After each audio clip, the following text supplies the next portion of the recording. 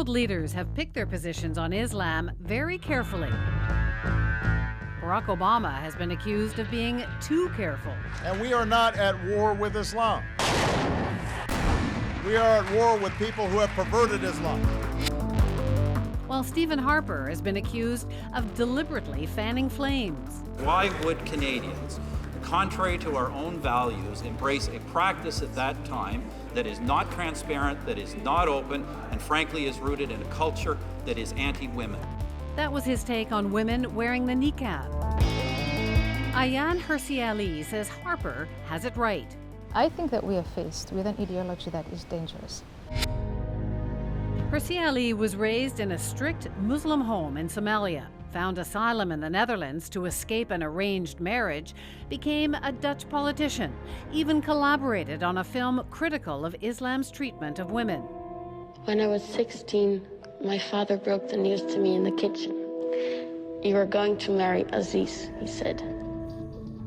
The director, Theo van Gogh, was then murdered by an Islamic extremist. A letter pinned to his body threatened Hirsi Ali next. She moved to the U.S., where she's become a university lecturer and outspoken critic of Islam. There's no Islamophobia. It's a myth. There's no Islamophobia. No. A lightning rod for criticism. I can't believe you just said that. And a best-selling author. Her latest book, Heretic, says the religion she was born into is inherently violent, that it needs a reformation, and that Muslims and Western liberals need to stop apologizing for it. We sat down to chat earlier this week in Toronto. Ayaan, thank you so much. Lovely to meet you. Lovely to meet you. Thank you very much for having me. So you are mad at Islamist extremists, but you're also mad, it seems, at Western liberals. Why? Well, I'm frustrated by Western liberals, some Western liberals, because they give Islam and the doctrine of Islam a pass that they wouldn't give to other doctrines on the principles of liberalism. And that's my frustration. But doesn't that impulse to say that Islam is not a hateful or a violent religion, doesn't that come from a good place in the sense that there was so much fear and so much hatred after 9/11 that the West was trying to reach out? I think it comes from a good place, and go back to the cliche that the way to hell or the path to hell is paved with good intentions. I don't think that there was a backlash against Muslims or hatred. I think there was a sense of tension that something bad was done in the name of Islam, and the population of the United States of America was wondering what happened, what is this, and they were asking questions about Islam that many within the Muslim communities started to think of as a rejection of them as people, not parts of their doctrine.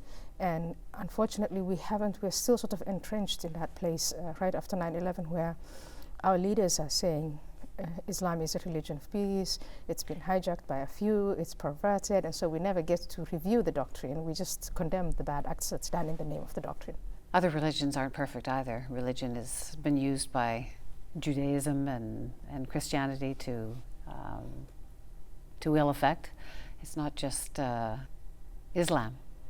But the great thing about today's Christians and today's Jews is they have come to accept, through a long process, and in the Christian sense, a very bloody process of reformation and enlightenment, that divine law, God-made laws, are just not good for sorting out human affairs, and that religion should be a private affair, a private matter for those who believe. So why is Islam different? Well, Islam is different in the sense that it's not yet there. But why? Islam has been very cruel to her heretics. The heretics of Islam, those within Islam who think and who thought and who criticize and who promote change, have been ostracized, they've been killed, they've been silenced in many ways. And there are attempts to silence me, silence all of those others who want progress and modernity. In Islamic tradition, there's been a closing of the gates of reason. Your book is calling for a reformation. Isn't there a reformation happening already? We saw the Arab Spring here in Canada. Imams are cooperating with even police in terms of saying we have a problem here. Isn't it happening already?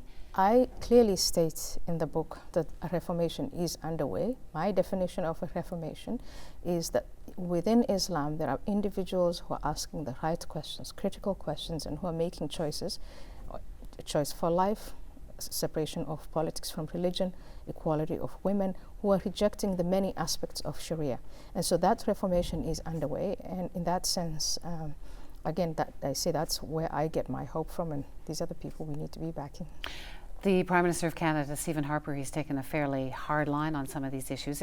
Reading between the lines of your book, it sounds like you're a fan of his stance. I am a fan of Prime Minister Stephen Harper, and I find him not taking a hard stance, but I find him taking a clear-minded and a clear-headed stance. And as a leader, that's what he's supposed to do. And of course, he's going to face opposition, but then, you know, when you choose the job, you do the job. He referred to Islam as rooted in a culture that is anti-woman. Do you agree with that? Well, he is right about that. It is. And again, it can change. The conversation we need to have is not to deny that plain fact, but to have a conversation about how can we change it. Now, I'm sure it is not Prime Minister Harper's job to reform Islam. It's for Muslims to reform Islam. But we would appreciate any backing to Muslim reformers that he can give. He was telling this woman that she shouldn't have worn her headscarf, that's not acceptable in Canada at this kind of ceremony, telling her not to wear. What do you think of that? You don't like being told what to wear.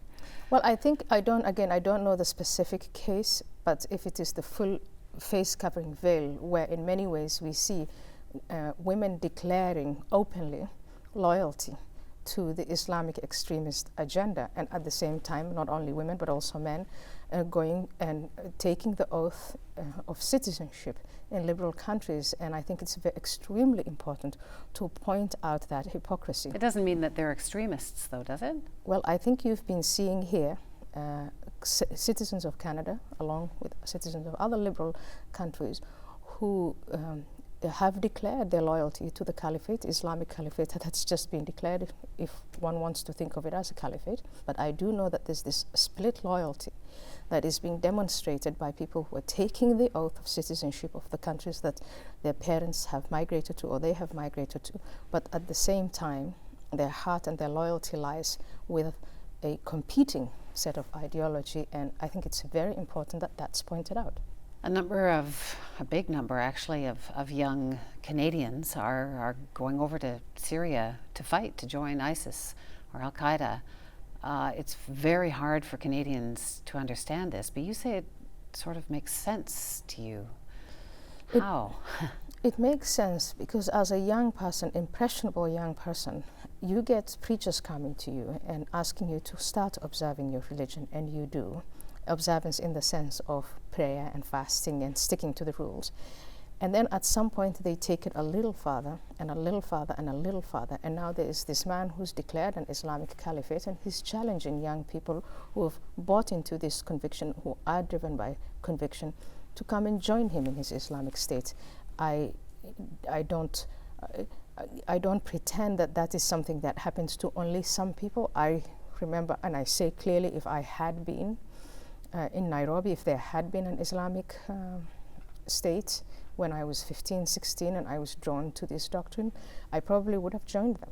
Really? Yeah, I would have. And I think that's what we need to understand, that young people are shaped by ideas. It was our teachers, people we trusted, who were telling us this is the right thing to do. In 1989, there was a fatwa against Salman Rushdie. I was 19 years old. I supported it without asking a question. And when I keep talking about these heretics of Islam or these reformers of Islam, what's so great about them is they're not blindly following things anymore. They're now saying, but why does he need to die? Have you been following at all the Omar Khadr case here? I have, and I find it, incredibly legalistic. It's a legal battle. Just find it interesting when you said when you were 15 that you would have signed up with anything. If I was 15 and I was throwing grenades and killing people, I should have been locked up. But you can understand how he might have been swept up in that, how you could have been swept up in that. I understand the indoctrination process and the way things are inculcated into us that make us do bad things, but it doesn't excuse it. And I think Canadian society has been from what I have read, been extremely generous to him. Thanks so much for talking to me. You're welcome.